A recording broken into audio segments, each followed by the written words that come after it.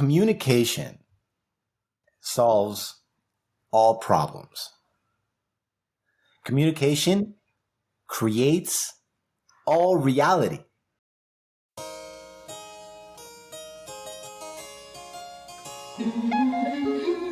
Join Edwin Frondozo on the Business Leadership Podcast every week for a unique program featuring insights and actionable items from the world's most successful business leaders. Hear firsthand the exclusive interviews and personal journeys on how today's transformational leaders made it to the top. Good morning, good afternoon, or good evening, wherever you're tuning in. I am uber excited to share this episode with Marcos Mendosa. First off, he's the co-founder of Coachable, a coach's business development agency. He is an Artrepreneur, and we'll get more into that. But basically, it's someone who has a passion for poetry, writing and teaching sales, and he's built a reputation as the go-to source for learning how to use communication as a superpower. But really, aside from that, there's a backstory with Marcos and myself. We actually first met back in 2016 when I was hosting a number of startup weekend events in Toronto. There was one particular one. This one was pretty big. We had over 100 people attend. And basically, if you never heard of startup weekends, it's a 54-hour weekend to pitch an idea, build a team, and present to a panel of successful startup founders and investors. And Marcos was there and he pitched, and I clearly remember his pitch, and it was just amazing. It was just amazing now to see where he started with a pitch. Fast forward 6 years where we reconnect on this podcast, as he's grown so much immensely in terms of understanding his value, how to pitch, and basically who he is as an entrepreneur and how he's built up his business. We actually recorded this episode 1 week prior to the Speaker Slam event in Toronto. It was an event called The Comeback. It was Speaker Slam's first in real life person since the pandemic. And we were competing as the top 10 finalists.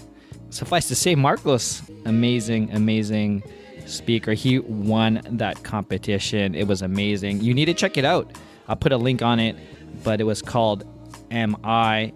Without further ado, this is a long time coming. I'm happy to share this conversation.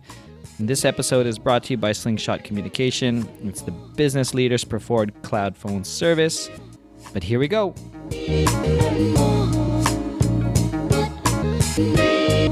Welcome to the Business Leadership Podcast, Marcos. Well, thank you for having me. Oh my God. You know what, Marcos? This is a long time coming. I'm like super pumped, super honored, super excited to just share this time with you. And for the listeners out there, and I don't know if Marcos will remember this, the first time I met you, Marcos, was at a startup weekend. You came with a friend of ours, Teresa. I had invited her to do out in the opening night to do the keynote talk, and you were there. You came and you pitched an idea. This was probably maybe 7 years ago. It's a while ago, but that was the first time I met you. I'm like, yo, this guy's cool, man. So I'm really excited to have you on the podcast, just to really just to geek out and just chat. So thank you. I remember that. That's cool, man. That's so I was waiting for this call to tell you and share my first experience with you, but I remember that you were a good, just the energy you had and the excitement you had, and you were, you shared common friends with me who I respect. So it's been interesting to see your journey, where you are today. And I guess for those who may have not who may just be learning of you, Marcos, just share who you are and what you enjoy doing when you're not growing, when you're not leading businesses or leaders in today. So I'm an Artrepreneur, which is a term that I coined that has taken me a lifetime, of discovering. I've always felt out of place with regards to my identity inside of how to stop suffering from the identity crisis of being an entrepreneur and an artist. with a passion for being an artist that spans as a 20-year career writing music, 20 years of playing, the piano, of making music, of being a poet, a spoken word artist, a lyricist, 20 years inside of that obsession, there's always this longing that existed around how can I just make a living doing this passion with words and music without selling my soul, quote unquote, to the powers that be that are going to have me change my artistic and creative power in a way that will have me live inauthentically about what I'm creating. And how do I make a lot of money and produce a lot of impact and feel the security, fulfillment, and freedom for wellness to exist? How do I have all of this? And it's taken me 20 years to figure it out. And I found it through this identity, which is called an Artrepreneur, which is great because it sounds a lot like entrepreneur. But being an Artrepreneur is someone that uses their creativity and their artistic intentions at the forefront of how they innovate, produce, and serve. So in my case, my primary product model is called Profit and Worth. And Profit and Worth is essentially a prescription-based teaching model that teaches entrepreneurs how to build their self-worth while simultaneously building their products and their programs.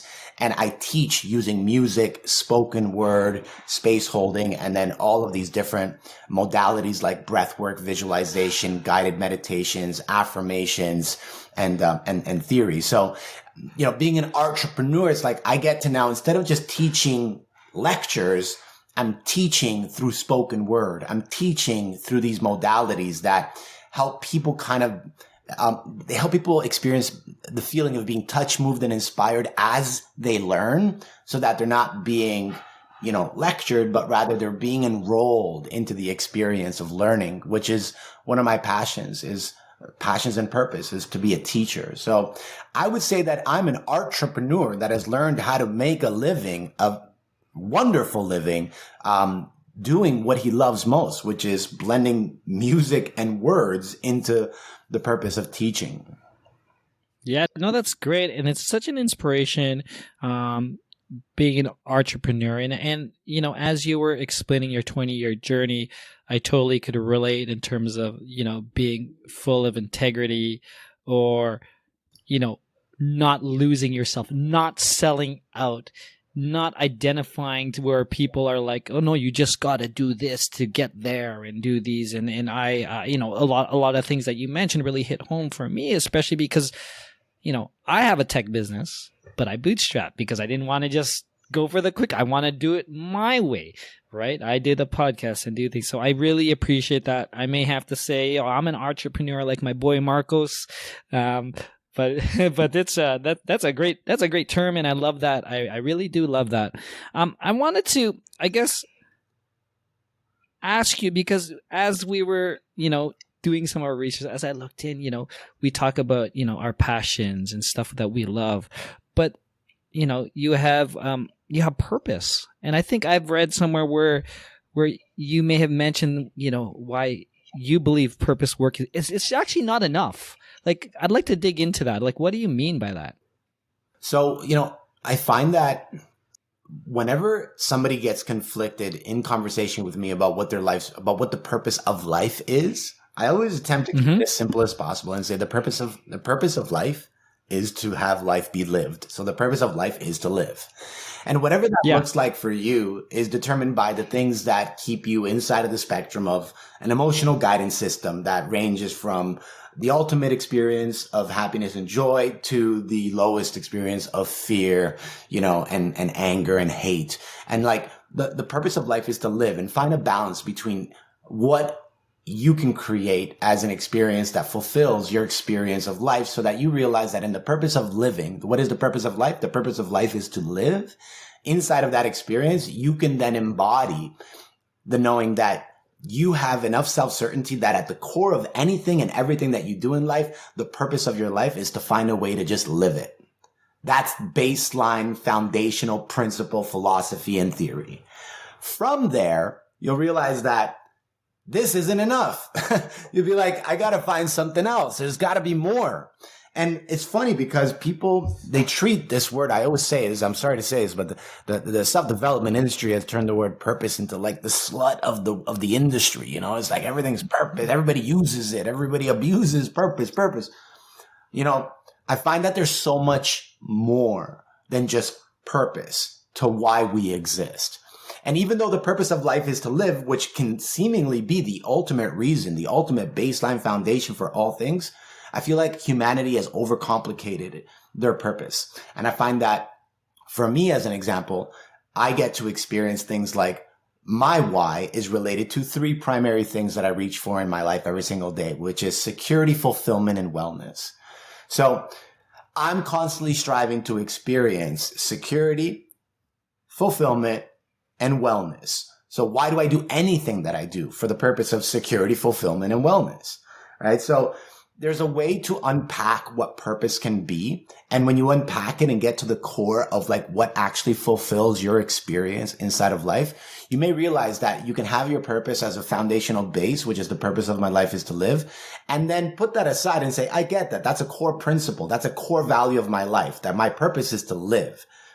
And then from there, start to stack on that and create other ways of being that help you think beyond just, you know, what is your life's purpose, but think more so in regards to what really fills your cup, what brings you joy, what triggers you, what activates you, you know, and there's just so many different things that you can embody and take on beyond just thinking purpose.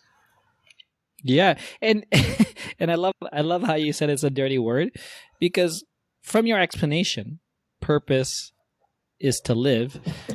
So with knowing that, I could just wake up every day and do nothing and I'm fulfilling my purpose.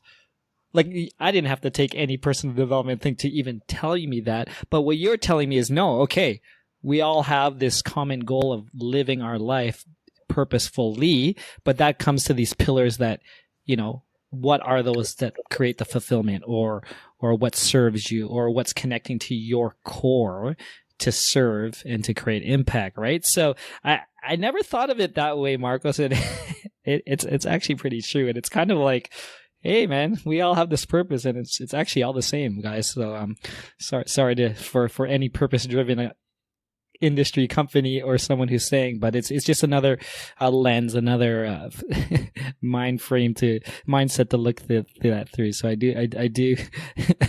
Yeah. So imagine living a life where you discover that waking up every day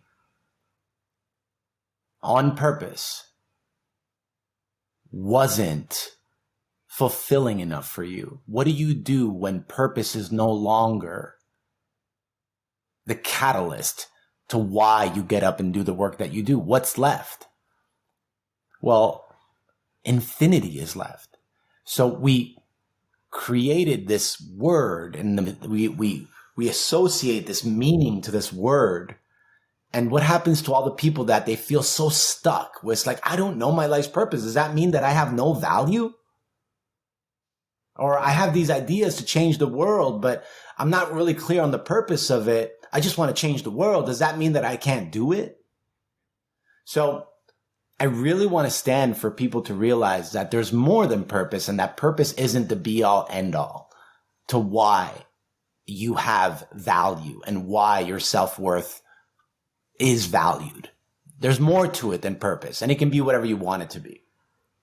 Yeah, that's great. And there's something, Marcos, that you and I have in common. I'm like a student of communication. I am always curious to understand how I could effectively deliver my message, how I could listen to my daughter, my 6-year-old daughter, and really understand what she's trying to say to me, how, how I could communicate with my wife. And I know that you're super passionate about learning, to use communication effectively. So why do you think it's really the best way, the most productive way to be and to create flow? So communication solves all problems. Communication creates all reality. And there are so many ways to unpack that. The creation of reality, we're literally communicating through energetic experiences, ethereal experiences, psychic experiences, intuitive communication. Communication is an ongoing act of symbolism that is being expressed, created, interpreted, received, and we're communicating intention, ideas. Like, communication is the creator of reality. And communication is the superpower that co-creates realities, solves problems, produces, innovates. It is through communication that human beings have access to infinite intelligence. That's what I believe. And that's why I teach communication as a superpower. Yeah, and when you talk about communication, Marcos, we're not, and correct me if I'm wrong, I don't think you're stopping as the spoken word or the written word. You're talking about all levels of communication, the conscious, the subconscious, the different energies. And this is something that you really encompass within your being or your own personal practice. But from what I understand, it's also what you are teaching with your students or the people that you're working with to level up their business, right? All day, every day, all of that, like it really does come down to using communication to design the existence of your life's experience based off of what you want. And I've become really good at that. I think a lot of people, they don't understand that when we say, when we are thinking, we are communicating. When we are feeling, we are communicating. When we are in action, we are communicating.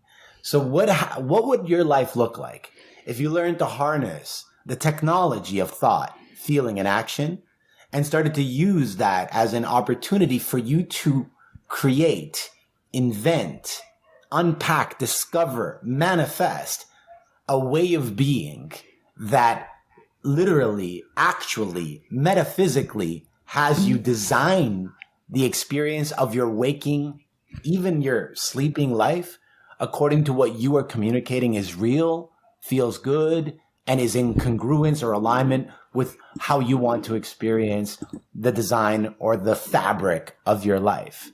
Communication does that. So in teaching self-worth principles, business development principles, sales, authentic communication, sales, and ultimately teaching how to actualize an idea into a reality, using communication is at the core of how we actually intertwine those fabrics so that we can just have it all, however we communicate it to be true for us. Yeah, what's coming to my mind when it comes to communications is also what you're talking to yourself, right? Because there's some listeners out there, myself included, when sometimes I need to, communicate with myself to push me through those hard days, those struggles, when you know what? I know my vision, I understand my purpose, but you know what? Today, tomorrow, this week, I don't feel like it. like what would you say to me? Right? Like, how do I communicate that? Or like, what type of practice should I be thinking about? Right? Oh man, I love that question. Thank you for that. Cause this has been coming up a lot, in my life, and I've learned that. So I'll give you an example. So whenever I'm about to do a workout, I consciously communicate in a way that removes all of the stories and reasons and feelings and ideas and memories of the act, and I just do it. So I'm communicating that I'm just doing this. Never have I worked out and said, oh, fuck, I really wish I didn't work out. Never, right? So I know that I have a core value inside of fitness and well-being, wellness, health, activity, flexibility, stamina, agility. These things are things that are a part of my core values, things that I celebrate, that I love, that I long for. So if I could remove the clutter from the decision-making process and just be in action and simply align, it's just a 3-step process, really. This is the simplicity of communication. Thought, feeling, action. Thought, feeling, action. The result of that thought, feeling, and action sequence is this in alignment with what fulfills me? Is this in alignment with what helps me feel secure? Is this in alignment with my wellness? So for example, my reason for doing anything is security, fulfillment, and wellness. Thought, feeling, and action. Thought, gotta work out. Feeling, feels good. Action, go do it. Shut the fuck up. Just do it. Like, that's it. It's like, stop complicating. I don't feel like it. I'm too tired. I don't have time. All of that is just stories and noise and clutter. And it does one thing that is so powerful, which, for example, for me is my core value on a day-to-day basis is, do I have integrity? So if I am thinking, feeling, and acting in congruence with what labels or defines my life's integrity, then my life becomes the manifestation of every beautiful experience that I've ever wanted to have. But if I lack integrity because it's a core value, then my life becomes a fucking shit show. Right? So to communicate simply, remove the noise, the clutter, the stories, the reasons, and just be in action by using your thought, which is, I'm doing this, the feeling, this is good for me, and the action, a workout.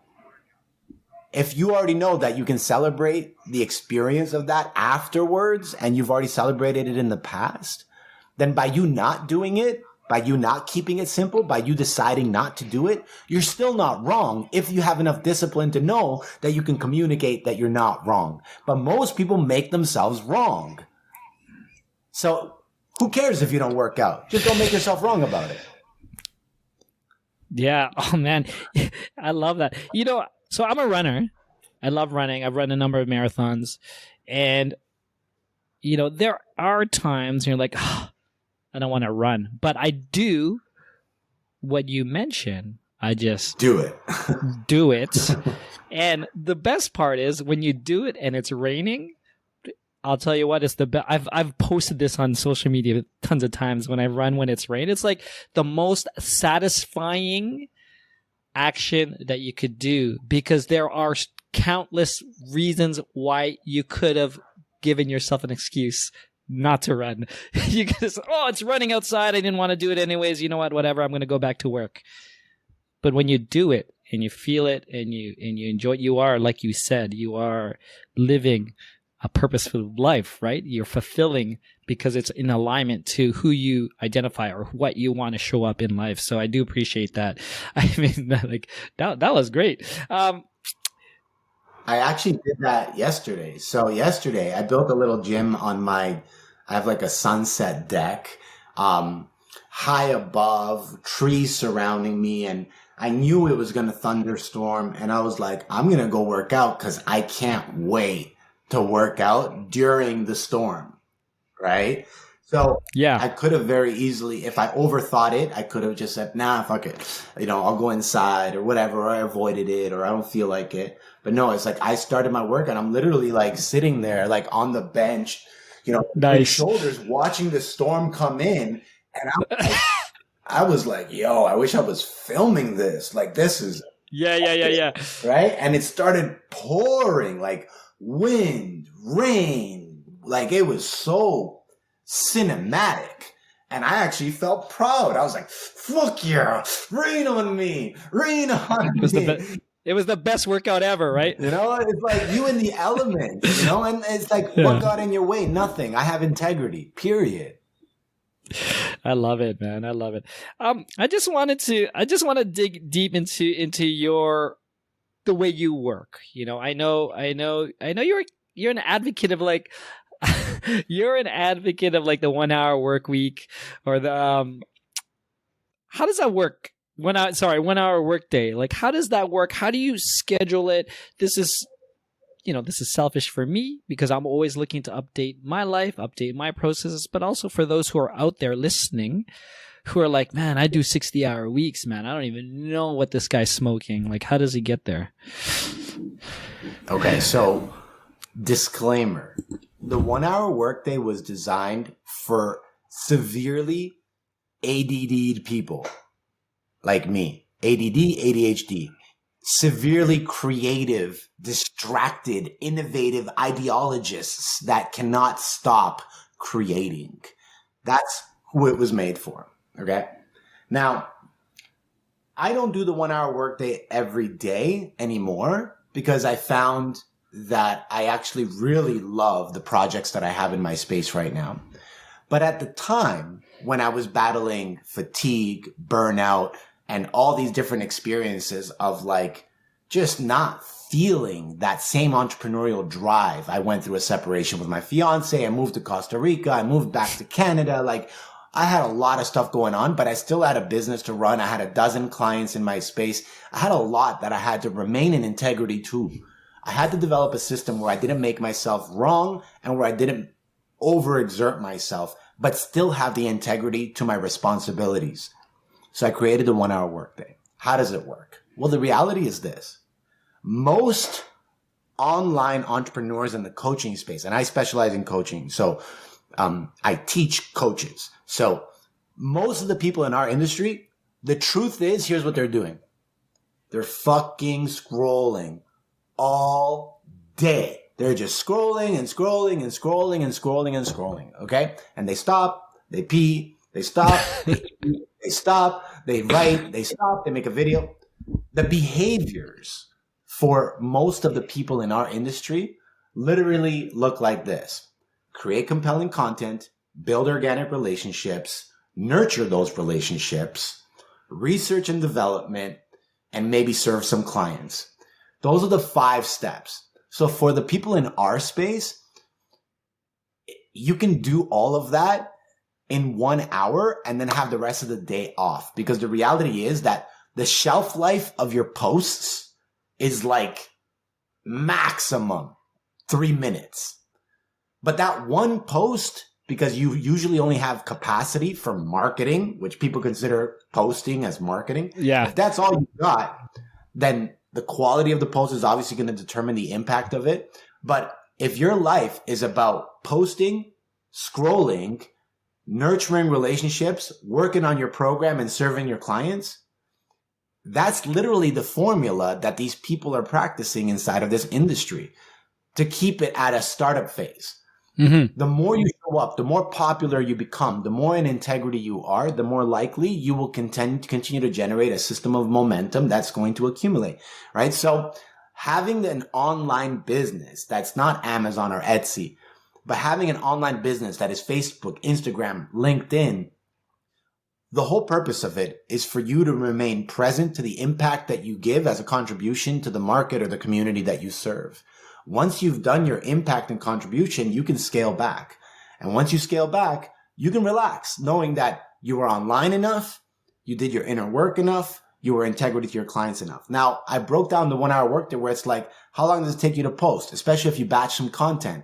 If you batched your content well in advance, it takes you 10 seconds to post. If you automate your post using Planoly or Later, then it takes you less than that. You literally just let it run, right? So that's one way to do it. The other way to do it is having your coaching conversations. Maybe your session is 30 to 45 minutes. 30 to 45 minutes of a session, you served your one client if you have one client per day, and then you have 15 minutes to be able to write some material. You're burnt out. You're going through fatigue. You're distracted. You're tired. You don't feel like working out. And then you make yourself wrong for not being as productive or as energized or as efficient as you feel like you should be to keep up with the momentum of the hustle culture that's telling you that you need to be grinding 60 hours a week in order to be successful. Change the narrative. What is the measurement of success for you? If the measurement of success is a lot of money and you're far from that, then maybe the 1 hour workday won't work for you. But if the measurement of success is defined by fulfillment, security, and wellness, for example, do you feel safe in your body? Are you fulfilled with the little bit of work that you did today? Do you feel the security of knowing that you're in integrity to your word? If you define your success like that, then you can have a successful 1 hour day and take the rest of the day off to focus on what really matters. Things like wellness, rest, nutrition, play, joy, writing, creativity, things that are also adding to the definition of your success. So the 1 hour workday is definitely not for everybody, but for my clients who I tend to have a lot in common with, I seem to have cracked the code so that they can get away with having 1 hour workdays and feel less guilt about not being as quote unquote successful and learning how to define success by something that works for them. Yeah, I love that. And I love how it's in a measurement of 1 hour to understand that you're in your worth, or you're in your integrity, and you're producing and you're freeing up your time. And Marcos, you know this. A lot of people that you've worked with or spoke to or come into contact with they say they want freedom. So this is it. Like, why are you stuck doom scrolling all day when it should have just taken you, like you said, 10 seconds to post that one site and get off the phone and live your life, purposefully as well. Dude, you're awesome. I'm curious, as you moved away from your 1 hour work week, and you're obviously doing different things and creation and doing stuff, what are you currently working on? What are you practicing that is up-leveling yourself, your business, or your life right now? So I have 75 soft that I started yesterday. So, 75 hard. Yep. So Teresa and I started 75 soft. Oh, God. So we're actually doing 75 soft. Today is day 2. She's actually blowing up my phone right now with progress pics. Okay, I'm on day 2. This is the food I'm eating. Just tell T that we're on a call right now. I should tell her right now. Shout out to T when she listens to this. I should actually just film it right now, and then she'll be like, oh shit. Here, watch. Yeah. All right. What's up, T? This is what's happening right now in real time. I know you're on day 275 soft. I'll be getting back to you real soon. You want to say something? 75 soft. I see you, T. That's funny. So yeah, 75 soft, I started the 75 hard and I realized my body doesn't have the capacity for this. I don't have the capacity. It was so ego driven for me. It was back to that old pattern of like, I gotta man up. And I was like, this isn't me, man. Be gentle. Like I go so much further in the gentleness and the ease and I can get so much more done in being gentle. So I was like, all right, let's try 75 soft. That's number 1. The second thing that I'm doing is I'm really prioritizing on learning how to just sit and do what I do. I've been so nomadic for the last 6 years that sitting in one place to work is so hard. But I have this stellar setup here with all and I saw your keyboard. It's like, I got keyboards, I got MPC, I got MIDI controllers. Nice. I got monitors, I got microphones, I got cameras, I got lights. I have everything here. And it's You're in the lab. I'm in the lab. It's like, dude, just sit down and just do the work. And it's like, I find myself journaling every morning about what I'm going to do. And I always end up leaving, to go do it somewhere else. And then so I'm just learning right now the discipline of sitting to just do what I got to do. Because the reality is that Profit and Worth is about 120 teaching materials. And all of them have a lesson that I wrote, an activity that I created, and then the recording of it using the mic, and then the actual editing of it where I can either download royalty-free music or I can get on my MPC and my keyboard and make the music so that I can upload it to social media and not get copywritten. So a lot of the work behind the value of Profit and Worth is, yes, in the teaching, the coaching, and the holding space for people to have breakthroughs, but also in the media and the production of putting together the work. So my life right now is just consumed by sitting down to actually finish things that I've started, and I'm in a really good place with that because I experience security, fulfillment, and wellness from knowing that I'm completing the things that I started. Yeah. And I know one thing, and you may share it, but we'll definitely put a post. I know recently I saw that you had completed a meditation. Many, yeah. So I got it. But I know you just released another one. I guess another one, a guided meditation recently, and I was like, oh, I got to check this out for sure. yeah. No, there's a lot of them. There's 12, 24, 36, 48. There's 60 guided meditations that I can share, and there's 60 mantras, and there's 14 speeches, and there's a lot of material inside Profit and Worth. So it's exciting to be able to, again, be an entrepreneur. It's like people are trusting me to guide them through healing, expansion, growth, transformation, while also expanding on their vocabulary, communication, and sales, right? So this is fulfillment for me. So I'm in a really good place.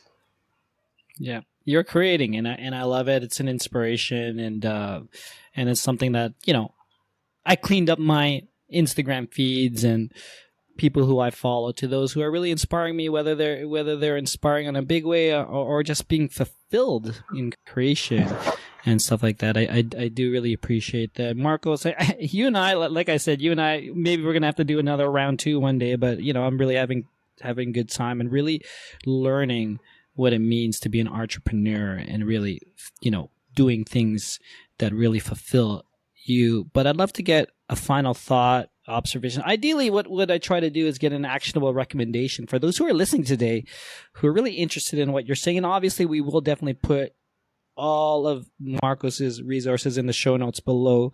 But yeah, what would you share to those who are listening today? My superpower has,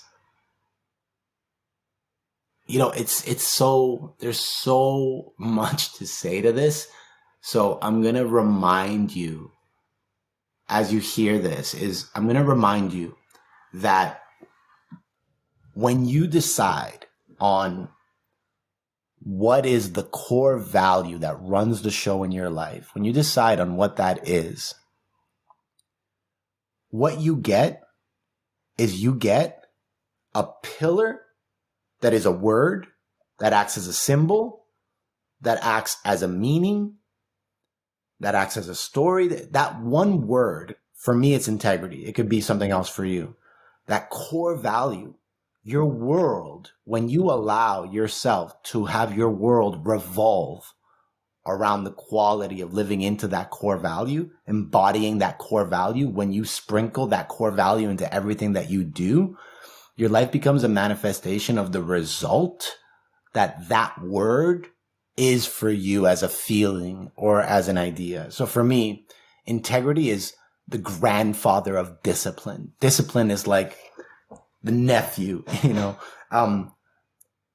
integrity is like the grandfather of it all. It's like my whole life revolves around having integrity. And because of that, I know that I use that core value to co-create every experience of my life, so that in having integrity, I am feeling secure that I am congruent to the path that I'm on in my life. My invitation would be to decide, people talk about core values. If you have the capacity for core values and the integrity to have them all work for you, then great. But if you don't have the capacity and you continue to show up in a way where your capacity is limited and your lack of capacity turns into self-sabotage, it's like take in less information. Just choose a recipe, a formula that works best for helping you experience what success is defined as for you, and rinse and repeat that process, because there's enough for you to explore, practice, hone, design, for you to be able to use that one recipe for your own success, for you to create a masterful life. And keeping it simple is what mastery looks like. A master makes something really hard look simple. So that's how I would recommend that you go about your life starting today, as a suggestion. That's super powerful, Marcos, and I love that. I do really love that, because some thought leaders, some people we look up to, really have that plural around values, right? When that could be overwhelming for those starting their journey in improvement and in personal development. Marcos, it's been an absolute pleasure. Can you let us know where we could find more information about you, your programs, or anything else you'd want to share with us today? Yeah, I always tell people, I get interviewed all the time and I'm like, just text me 647-455-3306 with a 1 at the front for Canada. Like, just text me like this, create direct contact again. Like, you can follow me on Instagram and, watch my life unfold. But when will you ever really message me to tell me, hey, I heard that podcast. Thank you. I like to encourage direct communication. I feel safe in having the opportunity to someone to text me and be like, hey, I just heard you, the conversation with Edwin, and I just wanted to say, good job. That's dope. That's validation. That's fulfillment. That's connection. That's trust. That's rapport, So let's just send a quick text to each other and we'll take it from there. Awesome. Definitely going to send Marcos a text. It's been an absolute pleasure. Thank you for joining us on the Business Leadership Podcast. You're welcome. Thanks for having me. That's it, Biz Leaders. Thank you for joining me on another episode of the Business Leadership Podcast. That was episode number 169 with Marcos Mendoza. One thing that really hit home for me was when he said communication solves all problems. Communication creates all reality. I mean, that is everything. For me, as a podcaster, telecommunications entrepreneur, a family man, I am passionate about communications, and I continually look how to better communicate myself to others. So for more information about Marcos, his speeches, his business, or any other resources that we shared, go to thebusinessleadership.com/169. Of course, just click the show notes below and all the links are there. Please share this episode with 3 like-minded friends and tag me at 100x. I'd love to say hi. This episode was brought to you by Slingshot Communication, the business leader's preferred cloud phone service. And what I like about the service is that I'm able to have my own business SMS phone number. In the past, without it, it was very difficult to separate my personal and work life when clients would be sending me a text message on my personal phone line. But with Slingshot, I have my own business phone number that I can use to make and take not only phone calls, but SMS messages. And during off hours and weekends, I don't reply. I don't even see it unless I want to. To learn more, go to thebusinessleadership.com/SMS. And by the way, if you haven't done so yet, please give the show a follow, leave a review and a comment on your favorite podcast player. I really appreciate and I love hearing from you. Until next time, do your best and have a 100x day. Thank you for listening to the Business Leadership Podcast at thebusinessleadership.com.